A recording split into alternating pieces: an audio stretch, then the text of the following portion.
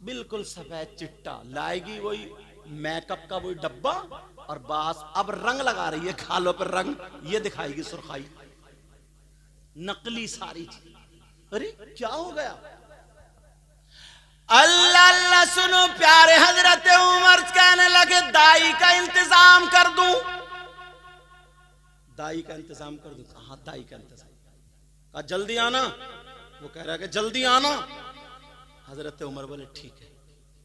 हजरत उमर अपने घर गए और अपनी बीवी से कहने लगे, ओ मेरी खातून, क्या तुम नेकियां कमाना चाहती हो?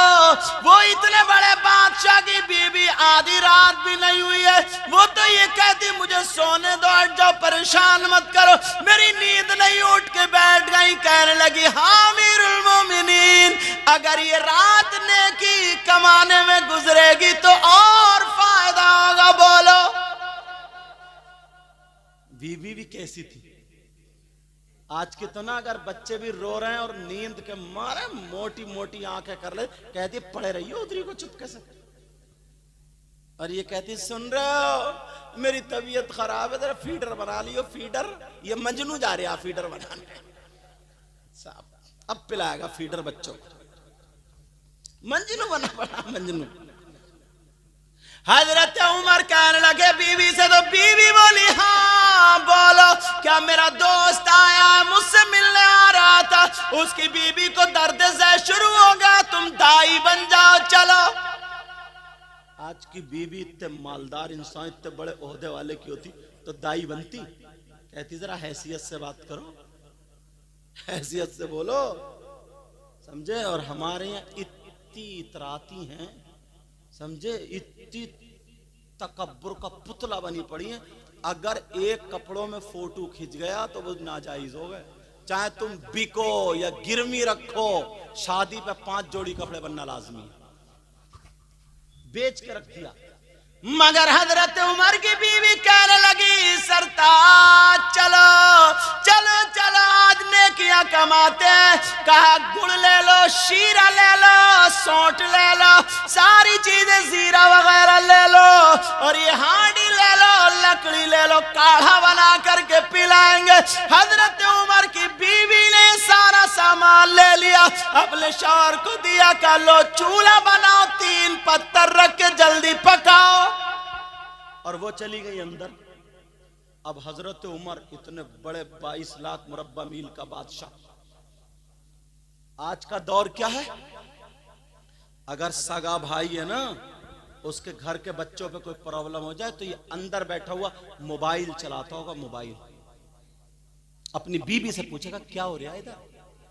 कितना बड़ा बेहुदा इंसान है, अपने खून का असर तूने छोड़ दिया। बीवी से पूछ रहा है क्या हो रहा, क्यों शोर मच रहा? तो इस लायक नहीं था, वो तेरा भाई है, भाई तेरा खून है, तुम दोनों ने एक ही माँ का दूध। कहां चली गई ये मोहब्बत?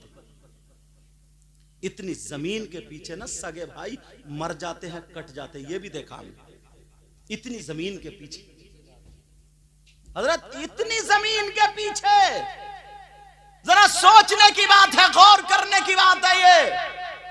सगा भाई पहले ना बेटा बाप के सराने नहीं बैठता था, बाप की 35 को बैठता था, बेटा बाप के सामने बीड़ी नहीं पीता था, अगर कहीं आदत हो भी जाती थी ना तो छुप छुपा के पी के आता था आड़ में कहीं। बोले है नहीं ऐसा? और अब तो अब्बा कह रहा खाना खा के लगाइए रे, गैस बन रही है, जरा 2 बीड़ी लगाइए, तेरी गैस तो कब्र में निकलेगी देख। अब्बा गैस निकाल लिया बेटे की बीड़ी से, कौन सुधारेगा? इमाम साहब डंडा लेके आएंगे, इमाम साहब को तो खुद बोतलें चढ़ रही हैं बेचारों के। अल्लाह ताला शिफा कामिल आजिल अता फरमाए। आमीन आमीन।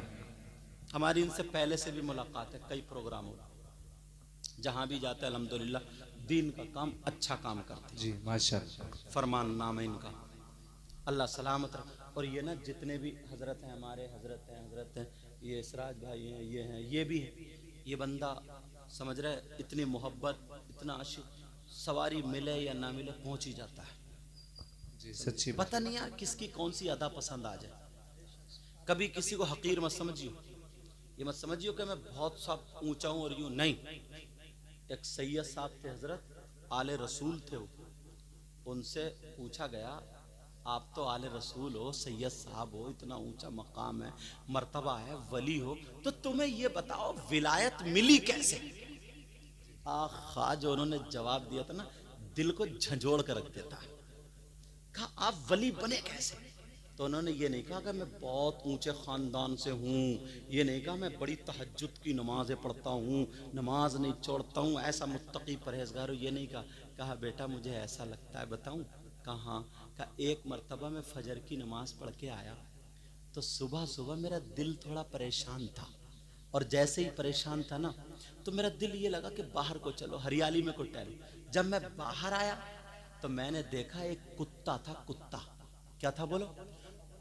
और कुत्ते की गर्दन यहाँ ऊपर से सड़ रही थी, और उस सड़ी हुई गर्दन पे ना कीड़े बिलबिला रहे थे, और कुत्ता यूं कर रहा, बहुत ज्यादा परेशान, बहुत परेशान, और मुंह से झाग निकल रहे हैं, और लोगों के पांवों में घुस रहा, की करता हुआ। वो सैयद साहब बोले की करता हुआ लोगों के पांवों में घुस रहा, मगर कोई पांव मार दे, कोई हट हट कर दे, कोई डंडा मार दे, कोई पत्थर मार दे, कोई इंसान नहीं मिल रहा था।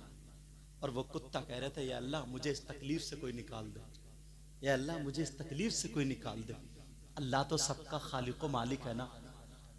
वो आले रसूल बोले मैं देख रहा था वो कुत्ता मेरी तरफ को आया, तहमत बांधे हुए थे, वो बोले मेरी तरफ को आया तो मैंने भी अपना तहमत समेटा, कहीं इसका थूक ना लग जाए, क्योंकि थूक नापाक है, राल ना लग, सूखा हुआ कुत्ता लग जाए तो तुम्हारे कपड़े नापाक नहीं होंगे, और अगर गीला लग जाए तो नापाक हो जाएंगे। कुत्ते का थूक लग जाए, राल लग जाए तो नापाक हो जाएंगे। समझ में आ रही बात? ये बात साफ हो गई। अब वो उन्होंने कपड़े समेट लिए, मगर वो भी पीछे हटे, और इन्होंने ऐसे करा तो कुत्ता दुम हिलाने लगा। कुत्ता समझा ना यार कोई मिल गया, अब इंसान मिल गया, इंसानियत बेदार का कौन मिल गया? बोलो बोलो, इंसान मिल गया। वो आले रसूल कहने लगे जब मेरी नजर उसकी गर्दन पे पड़ी तो कीड़े बिलबिला रहे थे, मैंने दुआ की ऐ अल्लाह मुझे इस लायक बना दे कि मैं इसके कीड़े बीन दूं। अल्लाह,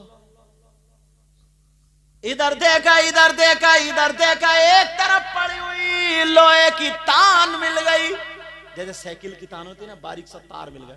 उन्होंने उसको ऐसे करके चिमटी की तरह बना लिया, जैसे चिमटी बनाते ना, और चिमटी की तरह बना करके अपने कपड़े समेट के ऐसे कर लिए। कुत्ते को पुचकारा, कुत्ता तुम हिलाने लगा। वो सैयद साहब बोले मैंने उस चिमटी से एक कीड़ा उठाया फेंक दिया, दूसरा उठाया फेंक दिया, सारे कीड़े बीन दिए। कुत्ता ठंडी सांसें लेने लगा। वाह वाह वाह वाह वाह। अब वो बोले उसका थूक वगैरह खत्म हो गया ना, बोले अब ये ठीक कैसे होगा? तो बराबर में दूब घास खड़ी थी। दूब जानते हो ना, दूबर, कुछ लोग जानते होंगे, दूबरा बोलते हैं ना इधर, दूबर, हाँ दूब भी बोलते हैं उसको, दूबर भी।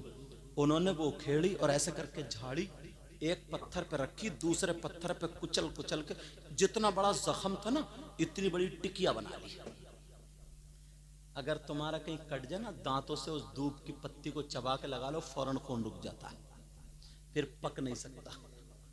समझ में आ रही बात? लेकिन सुन, वो बूटी है, वो जड़ी बूटी। अब उन्होंने उसको खेड़ा, टिकिया बनाई और कुत्ते को ऐसे किया, कुत्ता खड़ा हो गया, कोई इंसान मिल गया। अब उन्होंने सोचा ये चलेगा तो टिकिया गिर जाएगी। उन्होंने अपनी लुंगी ली और लुंगी से चीर फाड़ी, फाड़ने के बाद कुत्ते के बाल दी और अल्लाह का शुक्र अदा किया। मेरे अल्लाह को ये अदा इतनी पसंद आई, इतनी पसंद आई, जैसे जैसे जख्म भरता गया वैसे ही अल्लाह उन्हें विलायत अता करता गया। धारे रिसालत, धारे गौसियत, मसलके आला हजरत सरकार की आमद, हजरत सैयद मुकीम रहमान साहिब किबला। मगर हमारे यहाँ कहाँ कुत्ते को क्या राहत पहुंचाओगे? अम्मा अगर पान खा के थूक देना, जो टाइल्स और पत्थर जो दिल्ली की कमाई और वैसे अपनी कमाई से तुमने लगाया ना, तो अम्मा पे भी आंखें निकालने लगता है, आंखें। कौन अम्मा है ये? जिस अम्मा ने, अल्लाह बरकतें फरमाए, जिस अम्मा ने इसकी लैट्रीन धोई है,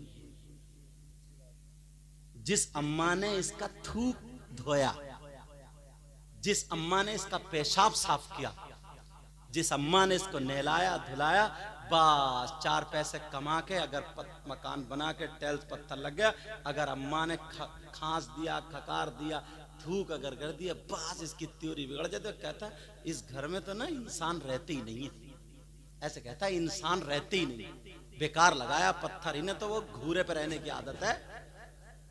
गिर गए क्या? अच्छा उतर गए, समझे? वो ज्यादा बोल लिया पीछे का वो, हाँ स्टेज बोल रहा, तवज्जो रखो मेरी तरफ। चलो, तो ऐसे जुमले फेंकता है, बोले इंसान थोड़े रह रहे हैं, जानवर रह रहे हैं। कौन है? अम्मा जानवर है, अब्बा जानवर है, इंसानियत पहचानो यार। वो आले रसूल थे, इतना ऊंचा मकाम था।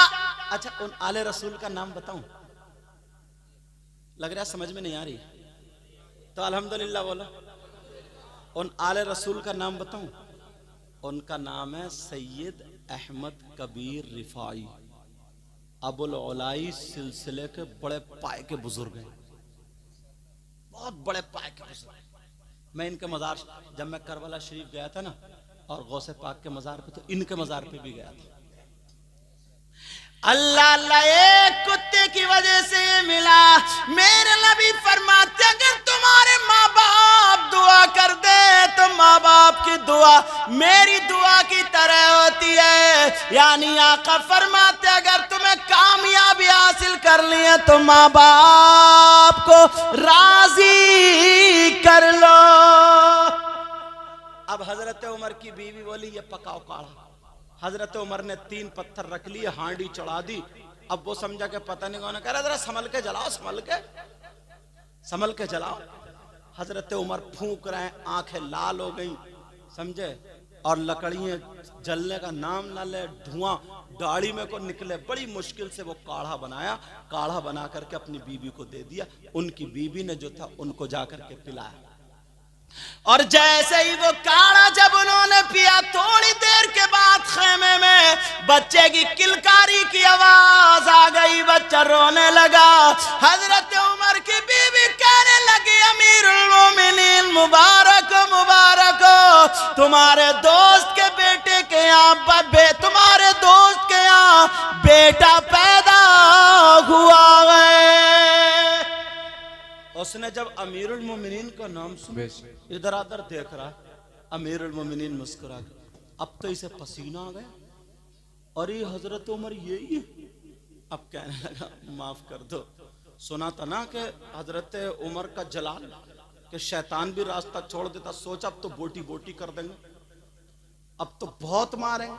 कहने लगा, कदमों पे आ गया, कहने लगा, मैंने आपको बहुत बुरा भला कहा, मुझे पता नहीं था, मगर मैंने आपका बड़ा नाम सुना था, आपको गुस्सा क्यों नहीं आया? आपने मुझे मारा क्यों नहीं था? कहा इसलिए सुन ले, तूने जो तरबियत पाई है वो अपने बाप से पाई है, और मैंने जो तरबियत पाई है वो रसूल पाक से पाई है। सुभान अल्लाह, सुभान अल्लाह, बहुत अच्छा। मैंने जो तरबियत पाई है किससे पाई है बोलो? तो रसूल पाक की अदाएं अपने घरों में लाओगे? बोलो लाओगे? आज के बाद कोई शरीयत के खिलाफ काम तो नहीं होगा। और सुनो, एक बात और बता दूं, आजकल जो ना नशे की लत बहुत चल रही है। नौजवान बहुत सारे पहले मोबाइल से बर्बाद हुए थे, अब नशे से बर्बाद हो रहे हैं। नशे से, नशे से क्यों? वो जिम है ना, जिम, तो ये डोले शोले जो बनाने जाता है ना, हमारे तो है ही नहीं, हड्डी चटक रही है खाली, समझे। मगर अल्लाह का शुक्र है, न खुशी अच्छी न हुज़्न मलाल अच्छा, खुदा जिस हाल में रखे वही हाल अच्छा।